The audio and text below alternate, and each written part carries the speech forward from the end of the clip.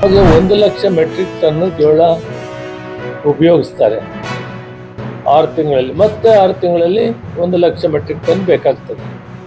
ಅದಕ್ಕೆ ಹೆಚ್ಚಿಗೆ ನಾವು ಸ್ಟಾಕ್ ಮಾಡೋಕ್ಕೆ ಅವಕಾಶ ಇಲ್ಲ. ಅಂದರೆ ಜೋಳ ತಡೆಯಲ್ಲ, ರಾಗಿ ಆದರೆ 1 ವರ್ಷ ತಡೀತದೆ, ಇದು ನುಸಿ ಬೀಳ್ತದೆ. ಆದ್ದರಿಂದ ಬೇರೆ ಅಕ್ರಮವಾಗಿ ಬರುವಂಥ ಜೋಳವನ್ನು ನೀವು ಗೋಡನ್ನಲ್ಲಿ ಸ್ಟಾಕ್ ಬಿಡಬಾರ್ದು.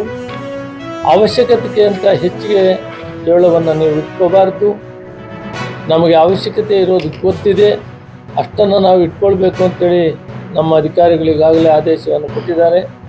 ಒಂದು ವೇಳೆ ಇದರಲ್ಲಿ ಏನಾದರೂ ಅಕ್ರಮ ಆದರೆ ಕಠಿಣವಾದ ಶಿಕ್ಷೆ ಕೊಡಬೇಕಾಗ್ತದೆ, ಕ್ರಮ ಕೂಡ ತಗೊಳ್ತೀವಿ ಅಂತೇಳಿ ಕೇವಲ ಈ ಸಂದರ್ಭದಲ್ಲಿ ರಾಯಚೂರು, ಬೆಳ್ಳಾರಿ ಮತ್ತು ವಿಜಯನಗರ ಹೊಸ ಜಿಲ್ಲೆಗಳಿಗೆ ಅಧಿಕಾರಿಗಳಿಗೆ ನಾವು ಸೂಚನೆ ಕೊಡ್ತೀವಿ. DC ಕೂಡ ಇದನ್ನು ಸೂಪರ್ವೈಸ್ ಮಾಡಬೇಕು. ಈ ಎಸೆನ್ಷಿಯಲ್ ಕಮೋಡಿಟಿ ಆ್ಯಕ್ಟು ಮತ್ತು ಕಂಟ್ರೋಲ್ ಕಂಪ್ಲೀಟು DC ಬರೋದ್ರಿಂದ ಈ 3 ಜಿಲ್ಲೆಗಳ DC ಕೂಡ ನಾನು ಸಲಹೆ ಮಾಡ್ತಾ ಇದ್ದೀನಿ.